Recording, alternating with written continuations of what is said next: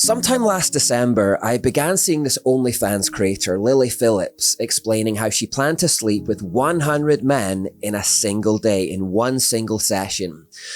Which of course immediately raised so many questions, but the first and most pressing of those questions was, why? Why would she do that to herself? It seems like a form of self-abuse to let herself be used in that kind of way. There was something so sad and horrifying that she was even considering doing this. They seemed like the actions of someone who was mentally disturbed and needed saving from herself. This person perhaps summed it up when he wrote, "I pray that someone, anyone in Lily's circle can love her enough to stop caring about money and beg her not to destroy herself. It's terrifying and saddening. A mentally ill woman is destroying herself." Someone else wrote, "Lily Phillips will probably end up killing herself if we're honest." There was just a sense of sadness and horror across the entire internet as to why someone would do something so degrading. A few days later, I then woke up to this video doing the rounds on social media. The worst had happened and she had in fact gone through with the whole thing. This was the aftermath of the stunt. And as expected, she seemed like someone who had indeed been traumatized by the entire experience. It's not for the weak, girls, if I'm honest. It was hard. I don't know if I'd recommend it. Why not? I think if you're a different type of girl, it's very like, it's kind of like being a prostitute in a sense of like, it's just a different feeling. I don't know how to explain it, like... It's not like just having sex with someone. Yeah. Just one in, one out, like it feels intense. Like more intense than you thought it might. Definitely. I think sometimes like feeling so like robotic, like by the, I think like the 30th, you know, like when we're getting on a bit, I've got like a routine of like how we're gonna do this, and like it just, sometimes you'd like disassociate and be like, you know, like it's not like normal sex at all. In my head right now, I can think of like 5, 6 guys, 10 guys that I remember, and that's it. But it's just, I don't know, it's just weird, isn't it? Like, if I didn't have the videos, I wouldn't have known I've done 100, you know? But yeah. But it's up to you, right? Like when you know. Yeah. Have you even processed, do you think, what's happened? Not yet. I won't forget this. When I decided to start making this documentary, I wasn't too sure of what to expect. I certainly didn't expect to see Lily so upset at the end of it all. What she's describing there is dissociation, and it's a trauma response. Dissociation can occur in response to traumatic events and/or in response to prolonged exposure to trauma. Dissociation can affect memory, sense of identity, the way the world is perceived, and the connection to the physical body. These effects can be felt both during and following exposure to trauma, which is why she described not being able to remember anything that just took place, even though it just happened a few minutes before. Dissociation functions as a coping mechanism developed by the body to manage and protect against overwhelming emotions and distress. The video that I was going to make in response to this whole thing then was going to be in regards to promiscuous sex. I was going to talk about how human beings are simply not designed for promiscuous sex, and the trauma that Lily Phillips experienced in one day there so vividly and so clearly is what most people are doing to themselves cumulatively, but just over a much longer period of time through promiscuous sex. She slept with 100 men in a day and suffered the consequences. Many people will do that same thing, but just over a number of years. But the outcome, the result, is going to be the same. It's going to be self-destruction, it's going to be trauma, it's going to be a destruction of self-worth. Whether you get to a destination at 10 miles an hour or 100 miles an hour, you're still going to get to the same destination, which in this case is trauma and self-destruction. The Bible says, "Run from sexual sin. No other sin so clearly affects the body as this one does. For sexual immorality is a sin against your own body." Sexual sin is a form of self-destruction, which of course is why the Bible says to wait for marriage. It's for your own benefit that the Bible says to wait for marriage. And what makes this all the more sad is that at one point, Lily Phillips was going to do that. She said, I actually wanted to wait for marriage at one point. I just used to think it was a really special thing. As soon as I actually did it though, I kind of realized that it wasn't so special, which of course it would have been special if she waited, but she ruined it. And that led to this kind of spiral that she's currently on. And then when asked about self-respect, she says, I have none of it, mate. Out of the window. I don't even know what self-respect means at this point. I think I just don't know the meaning of it. So that was the video that I was going to make, how we destroy ourselves through promiscuous sex, how it leads to trauma and a destruction of self-worth. And all of that is still valid. However, there was a debate that began to emerge online in the aftermath of this. And I found it a really fascinating debate. And the question that was kind of going around was, who is responsible for this stunt and for these traumatic outcomes? Because to me, it was obvious, and I hadn't even considered there might be another point of view. As sad as it was, Lily Phillips only had herself to blame, I thought.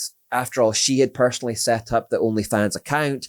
She had conceptualized the whole idea. She had rented the Airbnb. She was the one who had advertised for the men on social media to participate.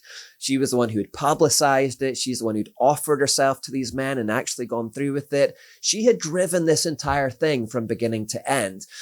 Therefore, it seemed obvious to me that she was responsible. I didn't even consider there might be another viewpoint.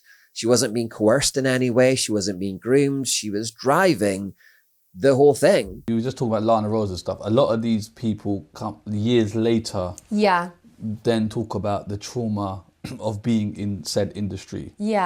Is this something that you, I don't know, because I feel like you're very young. There's a bit of naivety I'm seeing in your eyes. Them girls, a lot of them girls went into it because a male, like an agency male, came up to them and scouted them and was like, and kind of, not forced them into it, but tricked them a little bit. You know, who was that lady who was really on about it? Mia Khalifa. Yeah. How she was saying a guy kind of approached me and was like, oh, we'll do some modelling. And then it turned to like more nude modelling. And then all of a sudden like she a was grooming getting... type, groomed into it. Yeah, a little bit. And I think back then that's how it was kind of done. There was like a male with puppet strings kind of telling them what to do. Yeah. And I think now with the great thing about OF is like, it is run by yourself. You're in control. Yeah.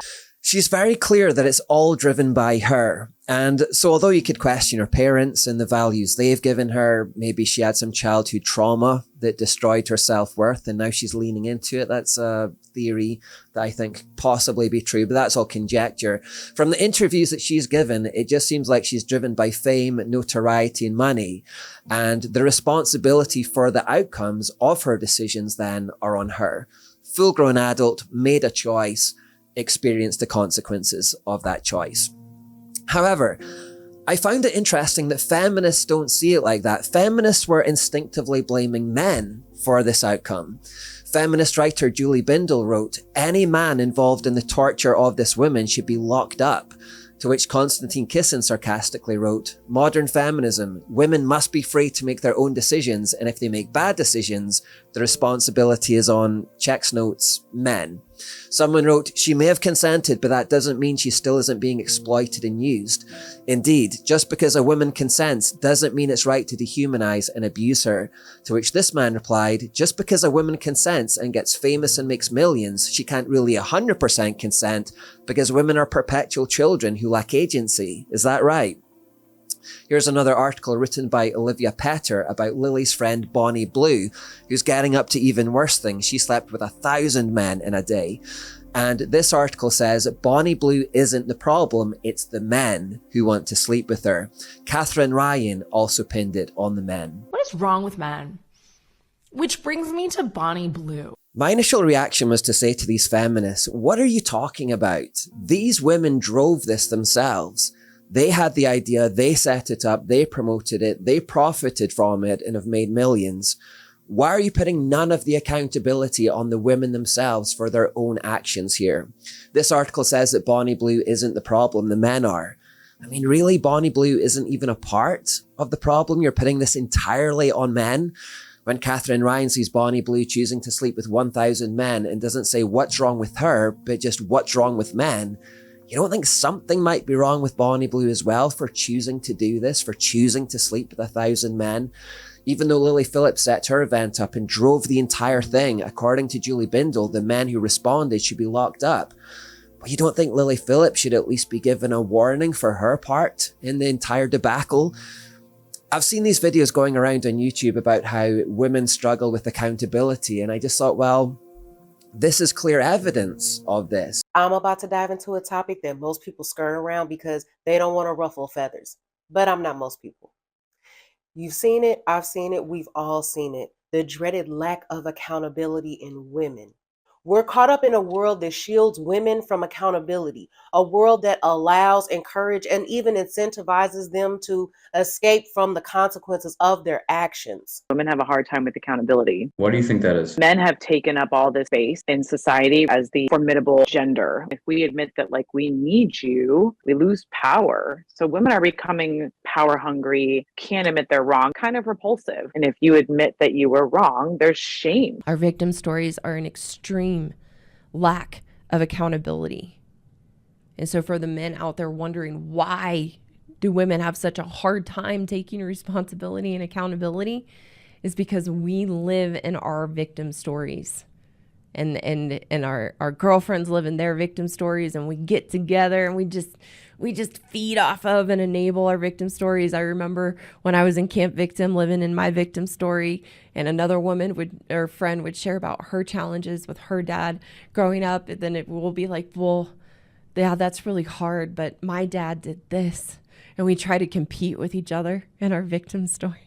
It's ridiculous.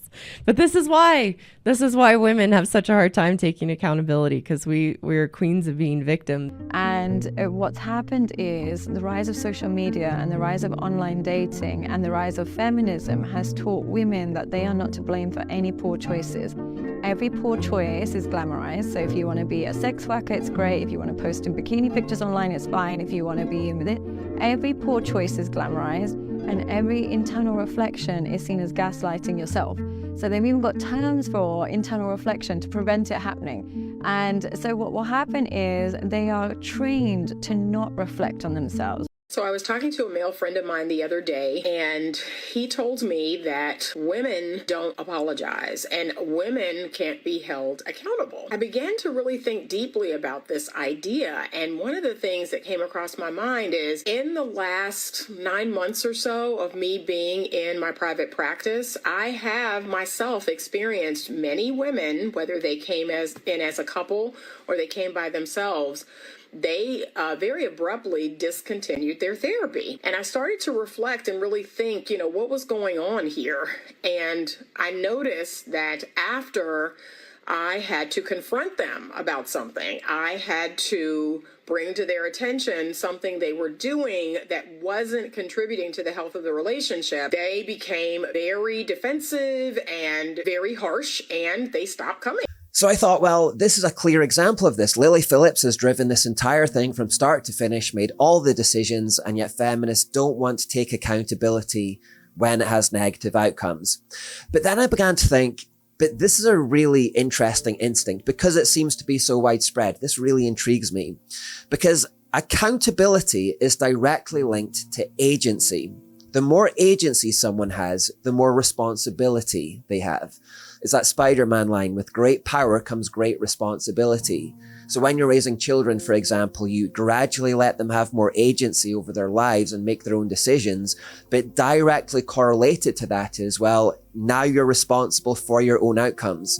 When someone tries to absolve themselves of responsibility, how do they do it? They claim they had no agency. It wasn't my fault, it was their decision. With agency comes responsibility. So when these feminists refuse to take responsibility, what they're really saying is women don't have agency. Not really, not ever. And when they say that men are ultimately always responsible, what they're saying is that men always have ultimate agency. In other words, they're giving tacit, implicit assent to patriarchy, male leadership. You see what I'm trying to get at here? Here's an article written by a woman, and I'm being very careful to only use female voices in this video. She writes, "If we believe women are never responsible for their actions because they are so vulnerable to coercion and so socialized to please that even the slightest hint of pressure causes the instantaneous and irretrievable loss of their agency, The thing is, if women can't be trusted to assert their desires or boundaries because they'll invariably lie about what they want in order to please other people, it's not just sex they can't reasonably consent to. It's medical treatments, car loans, nuclear non-proliferation agreements. Our entire social contract operates on the premise that adults are strong enough to choose their choices, no matter the ambient pressure from horny men or sleazy used car salesmen or power-hungry ayatollahs. If half the world's adult population are actually just small beings, hapless, helpless, fickle, fragile, and much too tender to perform even the most basic self-advocacy, everything starts to fall apart, including the entire feminist project. You can't have genuine equality for women while also letting them duck through the trapdoor of, but I didn't mean it, like children, when their choices have unhappy outcomes. If feminists are saying that women are never responsible, they're saying that women don't have genuine agency. If feminists are saying that men are always ultimately responsible, they're saying that men always have ultimate agency, which means they're giving assent to patriarchy, male leadership, and feminism entirely collapses. The choice is this: take responsibility, but if you don't and put it all on men, then you're giving assent to male leadership. But you can't have it both ways. You can't claim to have equal agency and then when things go wrong say, but it was all the fault of men. You see what I'm trying to get at here? Now, just to finish, I'm going to take the feminists at their word for a moment and imagine a world where the buck does always stop with men. And I'm going to say, it may not be wrong to say that that's true. This whole debate's kind of given me some food for thought. I once heard someone say something that I found controversial at the time, but I'm going to repeat it here because it fits with what we're talking about. I'm not asking you to give full assent to this or agree with this. I'm not sure if I fully agree with this yet. I'm still thinking this over, but it's food for thought. It's for your consideration. So he said that if something exists in the world, it's because men have ultimately allowed it to exist in the world. Men always have the ultimate agency to say this thing goes and this thing doesn't. And so he said that God will ultimately hold men accountable for the state of the world. Not so much women, although perhaps women as well, but ultimately men. It falls on men. Men are ultimately responsible for the state of the home, for the state of the church, and for the state of the world. So he said that feminism was not some irresistible force. He said that what happened is that women essentially said, we want more agency to vote, and men reconfigured society to make that happen. Women said they wanted to work corporate jobs, and men reconfigured society. Women said they wanted their own basketball and football leagues, so men gave them a league. Women said they wanted frontline army jobs, so men opened the door. So his point was, whatever goes in society is because men have allowed it to go. Therefore, if society is a mess, it's because men ultimately have allowed it to become a mess. Men have the agency at any time to say, like, we're not doing this anymore. And if they were to make that decision, it wouldn't go anymore. Men have that agency. Therefore, the buck does always stop with men and not with women, ultimately. If we take this idea forward a little bit then, I guess the idea would be that male leadership exists whether anyone wants it to or not. It just is. Even when men are choosing not to lead and are being passive, they are still ultimately leading by that choice. Even in situations where women are running the show, men are allowing them to run the show. Men are still responsible because it can only happen with their consent. You see what I'm trying to say? And I think perhaps OnlyFans and the porn industry might be a good example of this whole phenomenon.